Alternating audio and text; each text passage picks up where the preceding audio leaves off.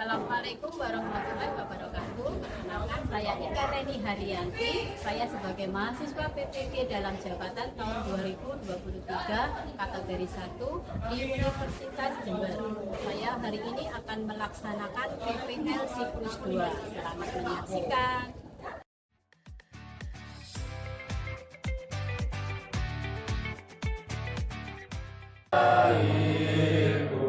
Marilah kita berseru, Indonesia bersatu.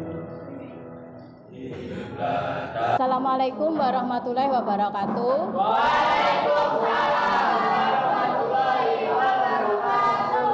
Baik, sebelumnya kita berdoa dulu ya. Silahkan Abbas dipimpin doa untuk memulai pembelajaran. Marilah sebelum kita mengawali pelajaran ekonomi pada pagi hari ini, alangkah baiknya kita berdoa terlebih dahulu. Berdoa menurut kepercayaan masing-masing dimulai. Berdoa selesai. Ya, siapa hari ini yang tidak hadir? Masuk semua, alhamdulillah. Ya, terima kasih. Sehat ya kalian ya? Ya. Siap untuk menerima materi hari ini? Ya. Tahu apa materi hari ini? Kebijakan moneter. Ya. Sudah siap, tapi sehat ya, sudah sarapan ya? Sudah. Yuk kita mulai. Ya, berarti sudah siap ya, yang penting ya, sehat ya. Pada pagi hari ini pelajaran kita yaitu tentang kebijakan moneter. Nah, di mana kebijakan moneter ini masih berhubungan dengan materi sebelumnya, yaitu masih ingat apa? Teori uang, indeks, harga, dan inflasi. Oh iya. Ya betul ya, teori sebelumnya yaitu teori indeks, harga, dan inflasi. Kenapa masih berhubungan? Karena teori uang, indeks, harga, dan inflasi itu bisa diatasi dengan kebijakan moneter. Jadi masih berhubungan. Dan penting untuk dipelajari karena untuk mengetahui mekanisme penciptaan uang, tingkat bunga, pasar uang, serta sistem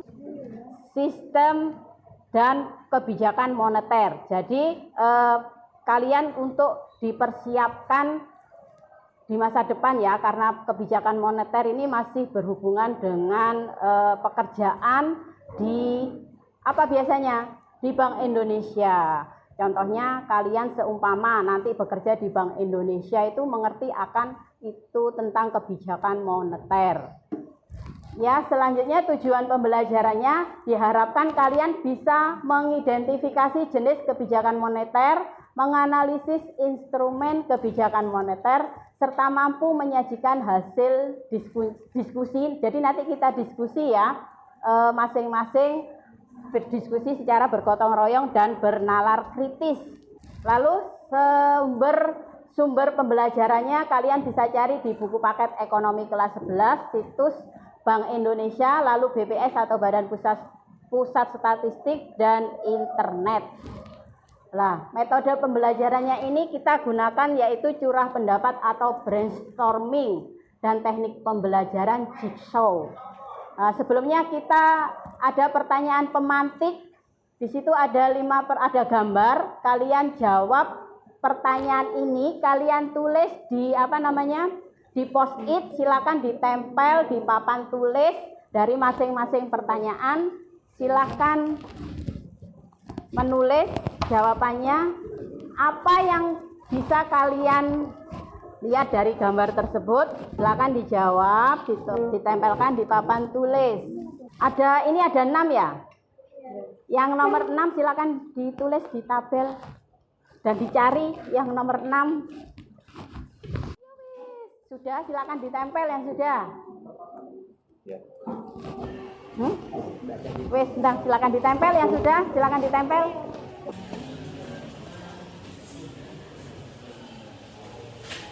Baik, selanjutnya kita tonton video kebijakan moneter ya. Silakan disimak. Assalamualaikum warahmatullahi wabarakatuh. Halo semuanya, bertemu lagi di materi ekonomi kelas 11 SMA. Hari ini kita sudah masuk bab baru ya, yaitu bab 5, kebijakan moneter dan kebijakan fiskal. Nah, untuk kebijakan moneter dan kebijakan fiskal ini akan kita bagi menjadi 2 part video ya. Yang akan kita pelajari hari ini adalah kebijakan moneter. Nah, bab 5 ini berasal dari KD 3 titik. Ya, nah di sini coba kita ingat-ingat. Nah, sudah itu ya tentang kebijakan moneter dan ada 4 topik yang dibahas tentang kebijakan moneter. Setelah melihat video tersebut, silakan siapa yang bisa memberi pendapat apa itu tentang kebijakan moneter? Ya, coba Kristania. Tolong berdiri ya, biar dengar teman-temannya. Pemerintah melalui Bank Sentral sebagai pemegang otoritas moneter untuk mengendalikan jumlah uang yang beredar dalam rangka mencapai kestabilan ekonomi. Ya, selanjutnya kalian mengerjakan tugas LKPD, silakan dikerjakan. Sebelumnya saya lupa, kita bagi kelompok dulu ya. Yang berhubungan dengan kebijakan kelompok ini kita acak menggunakan spin ya. Kita ajak kelompoknya. Untuk kelompok langsung ditata bangkunya. Ayo. Ya, sudah terbentuk kelompoknya. Sebelum kalian berdiskusi, dikerjakan dulu LKPD-nya, lembar aktivitas 1 dan 2. Silakan dicentang-centang sesuai dengan jawabannya. 10 menit selesai, nggak sampai 10 menit, silakan dikerjakan. Dimulai dari sekarang.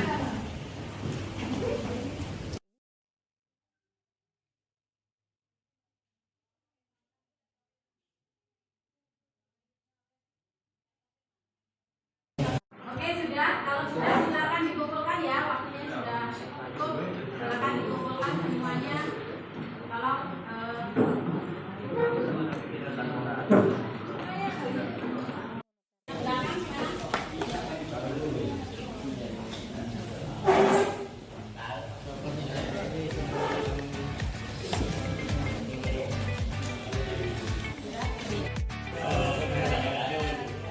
mana yang ini? Selesaikan ya. Tinggal pindahkan aja. Dan topiknya topik apa? Kebijakan kredit ya. Nanti disimpulkan ya kebijakan kreditnya ya. Jangan lupa dari tugas kalian itu nanti disimpulkan setelah dipresentasikan. Menyiapkan pertanyaan sudah? Ya. Juga menyiapkan pertanyaan untuk masing-masing kelompok. Assalamualaikum warahmatullahi wabarakatuh. Waalaikumsalam warahmatullahi wabarakatuh. Kami dari kelompok 5 ingin mempresentasikan tentang kebijakan kredit.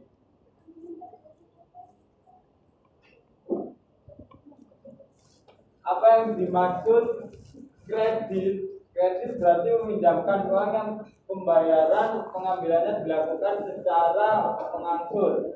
Sedangkan kredit selektif merupakan cara bagi bank sentral mengatur jumlah dan sektor kredit yang disalurkan berbagai bank umum.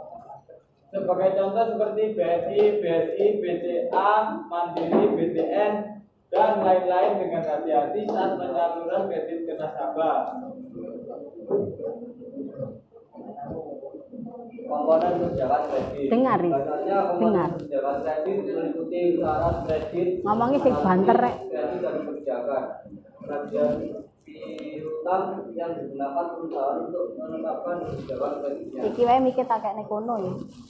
Apa yang kalian ketahui tentang kebijakan kredit? Kebijakan kredit adalah perkembangan yang dibentuk oleh perusahaan yang menentukan apakah kepada seorang langganan akan diberikan kredit. Enggak dengar iki lah Anda.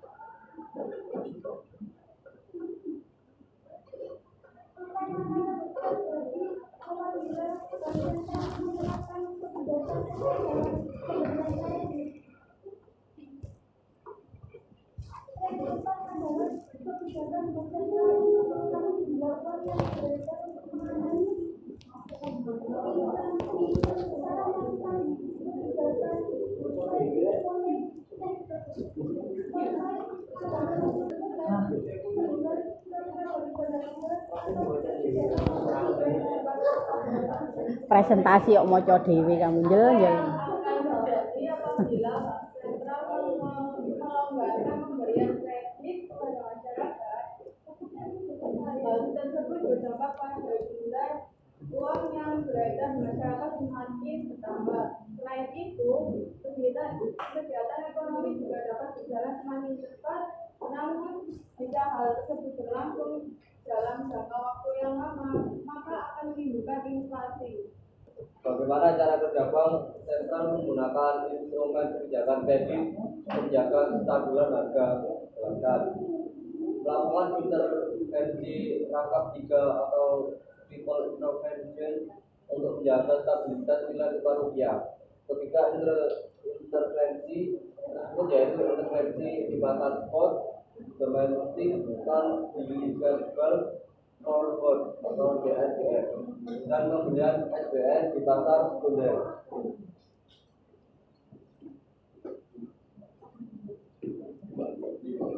Ya, stop. Silakan bertanya dulu. Saya akan bertanya, apakah setiap perusahaan memiliki kebijakan kredit? Baik, saya akan menjawab pertanyaan dari kelompok 1. Tidak semua perusahaan harus memiliki kebijakan kredit, tetapi kebijakan kredit dapat membantu mengelola risiko kredit dan memastikan likuiditas yang sehat. Sekian presentasi dari kami. Jika ada kata yang salah, mohon dimaafkan. Terima kasih. Wassalamualaikum warahmatullahi wabarakatuh.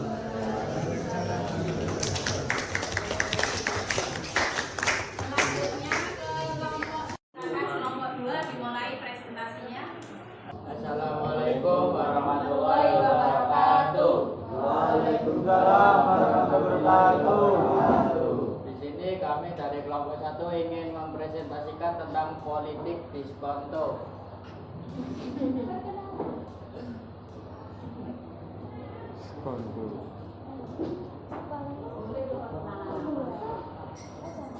Politik diskon polis yaitu pengaturan jumlah uang yang beredar dengan memainkan tingkat bunga bank sentral pada bank umum.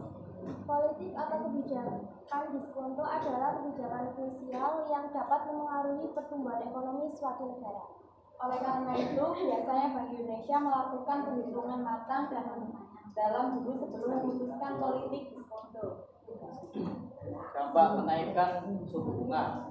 A. Dampak positif. 1. Nilai tukar rupiah menguat. Kenaikan suku bunga acuan BI dapat membuat mata uang rupiah perkasa.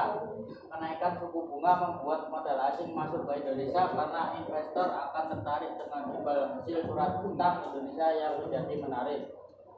Yang kedua yaitu mengendalikan inflasi. Kebijakan menaikkan suku bunga BI ini diambil BI dengan harapan dapat mengendalikan inflasi agar tidak melambung tinggi. Proses ini baru akan terasa jangka panjang karena inflasi saat ini lebih disebabkan oleh kenaikan harga bahan makan dan energi, bukan dari banyaknya pasokan uang. Yang ketiga, imbal hasil surat utang Indonesia naik. Kenaikan suku bunga acuan akan menguntungkan investor karena dapat membuat imbal hasil surat utang Indonesia menjadi bertambah. Dengan kenaikan suku bunga BI ini, surat utang Indonesia dapat mengecilkan selisih bunga atau imbal hasil dengan surat utang Amerika Serikat (AS).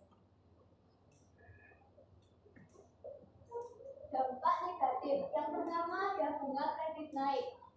Kenaikan bunga deposito ini menambah beban perbankan yang harus membayarkan imbal hasil deposito ke nasabah yang lebih tinggi. Oleh karena itu, perbankan berupaya untuk menaikkan suku bunga kredit supaya tidak menanggung beban cost of funds yang terlalu tinggi. Yang kedua yaitu pertumbuhan kredit perbankan terganggu. Lantaran bunga kredit bank naik, maka akan berdampak pada pertumbuhan kredit perbankan. Dengan bunga kredit yang naik akan membuat masyarakat enggan mengambil pinjaman di perbankan.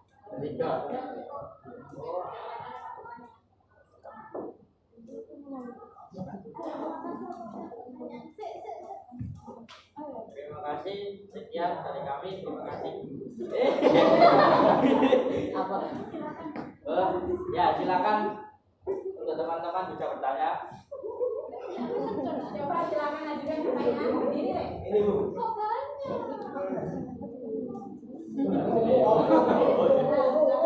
Apa peran politik diskusi dalam mengatasi situasi ekonomi yang tidak stabil? Saya akan menjawab pertanyaan dari dalam. Jadi ada beberapa cara untuk mengatasi situasi ekonomi yang tidak stabil. Yang pertama, mengendalikan inflasi. Yang kedua, mendorong pertumbuhan ekonomi. Yang ketiga, stabilitas mata uang. Terima kasih. Ya, sudah cukup pertanyaannya, jawabannya. Ya, boleh ditutup.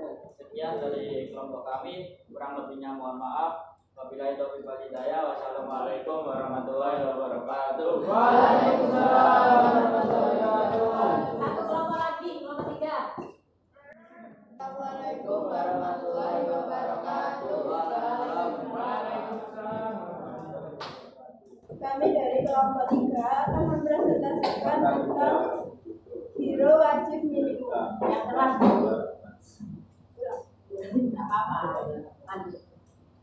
perkenalkan, nama saya Delia Tika Sasabila dan 2. Nama saya Eka Sitawan Dini, absen ilmu. Perkenalkan, nama saya Fanisha Putri Aulia, absen 12. Saya Gelongan Setiawan, absen 12. Saya Raffi absen 26. Pengertian giro wajib minimum. Giro wajib minimum adalah dana atau simpanan minimum yang harus dipelihara oleh bank dalam bentuk saldo rekening giro yang ditempatkan di Bank Indonesia. Besaran giro wajib minimum atau GWM ditetapkan oleh Bank Sentral berdasarkan persentase dana pihak ketiga yang dihimpun perbankan. Dampak kenaikan cadangan kas oleh Bank Sentral. 1. Penurunan likuiditas. Bank memiliki likuiditas lebih sedikit untuk memberikan pinjaman.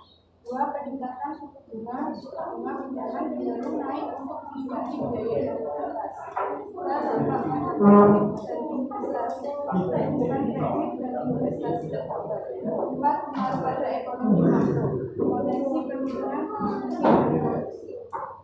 Stabilitas keuangan, meningkatkan stabilitas sektor keuangan dan mengurangi resiko likuiditas.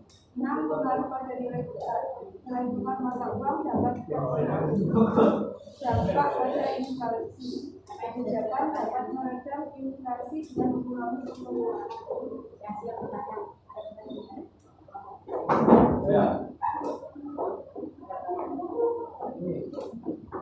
Dampak penurunan tingkat cadangan kas oleh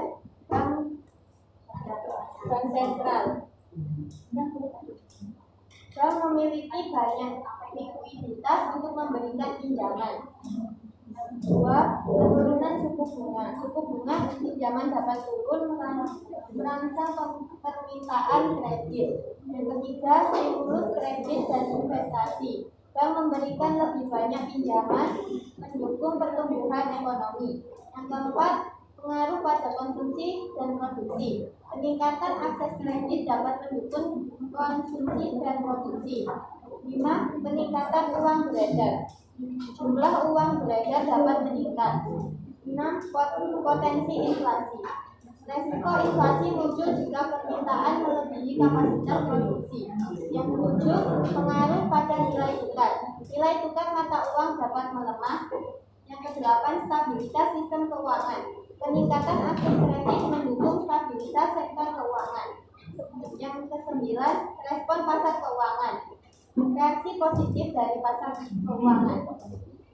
Dan yang ke-10, kendali inflasi oleh Bank Sentral. Bank Sentral harus memantau dan mengelola risiko inflasi dengan cermat. Saksi dari kami, apakah ada yang ditanyakan? Silakan, ada yang ditanyakan? Oh ya. Bagaimana jika bank tidak memenuhi giro wajib minimum?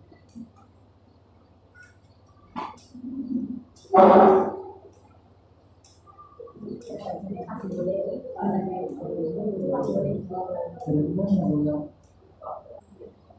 saya akan menjawab pertanyaan dari Haikal. Jika bank tidak memenuhi biro wajib minimum, mereka dapat dikenai sanksi atau denda dari otoritas pengawasan keuangan. Sanksi ini bertujuan untuk mendorong bank agar mematuhi ketentuan peraturan dan menjaga stabilitas sektor perbankan.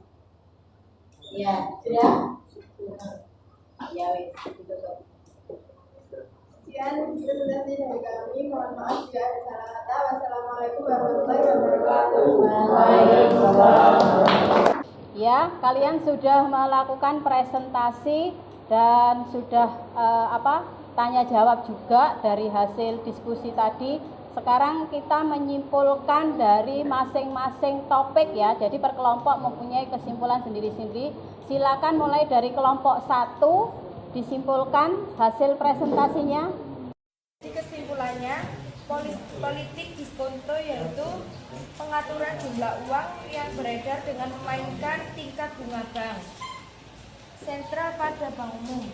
Politik atau kebijakan diskonto adalah kebijakan krusial yang dapat mempengaruhi pertumbuhan ekonomi suatu negara. Oleh karena itu, biasanya Bank Indonesia melakukan perhitungan matang dan mendalam dulu sebelum memutuskan politik diskonto. Ya, bagus. Yang kelompok 2, topik yang kedua. Ya. Dari kelompok kami yaitu operasi pasar terbuka. Kesimpulannya yaitu operasi pasar terbuka adalah kebijakan moneter di mana bank sentral membeli atau menjual surat berharga di pasar terbuka untuk mengendalikan pasokan uang dan suku bunga. Tujuan utamanya adalah untuk mencapai target stabilitas harga dan pertumbuhan ekonomi yang seimbang. Ya, lanjut ke kelompok 3, yaitu topik ketiga. Kesimpulan dari biro wajib minimum adalah bahwa bank menetapkan wajib minimum yang harus dipertahankan oleh pemegang rekening biro. Jika saldo turun di bawah batas ini, bisa dikenakan biaya transaksi tertentu oleh bank.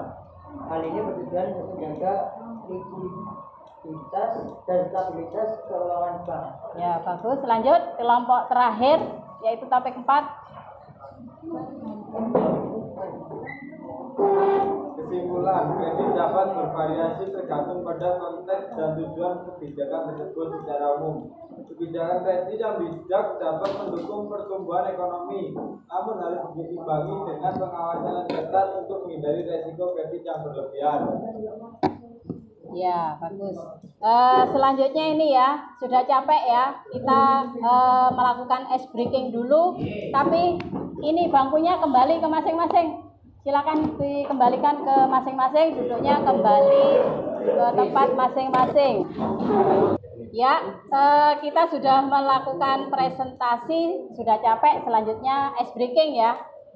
Silakan berdiri semua. Kita melakukan ice breaking. Ini ice breakingnya saya tahu, saya paham, saya siap dan saya melakukan. Ya, contohnya ya, tolong dilihat ya. Saya tahu, paham, siap melakukan. Saya tahu, siap. Oh, balik, Mak. Saya tahu, paham, siap dan melakukan. Saya tahu, paham, siap dan melakukan. Kita ulangi ya, bersama-sama ya. Boleh kalau sempit boleh ke tengah. Ya, satu. Kita mulai. 1, 2, 3. Saya tahu, paham, siap melakukan. Saya tahu, paham, siap melakukan. Saya paham, tahu, siap melakukan. Saya melakukan, paham, siap, saya tahu. Ada yang salah? Loh. Fahmi salah. Ya, Fahmi salah. Ayo Fahmi maju, Fahmi. Salah. Ya, itu loh siapa? Raffi sama Fahmi. Ayo.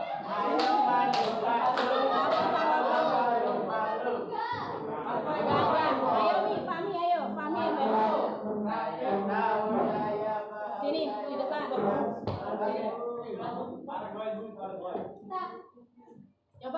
diikuti ya. Ada saya di mana? Sini wes ya.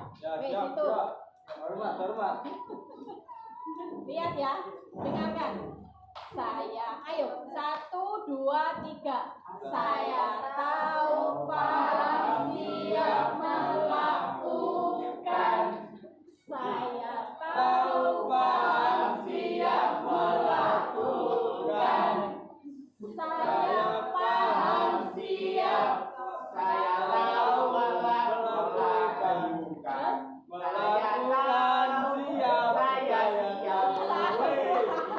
Banyak yang salah Bu Maju Bu. Iya weh, ternyata konsentrasinya kurang. Coba saya yang bernyanyi. Ya, sekali lagi kalian yang bernyanyi, saya yang memperagakan ya. Weh, silakan kembali dulu. Selanjutnya ini ya, post test. Ya, selanjutnya post test dikerjakan di Google Form. Kalian buka di grup. Post testnya saya kirim lewat WA grup. Itu Google Form ada 5 soal, silakan dikerjakan.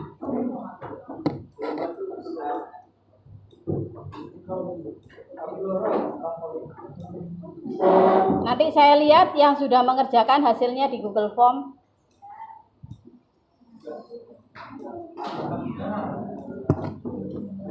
Sudah dikerjakan. Jumlahnya paling enggak 30.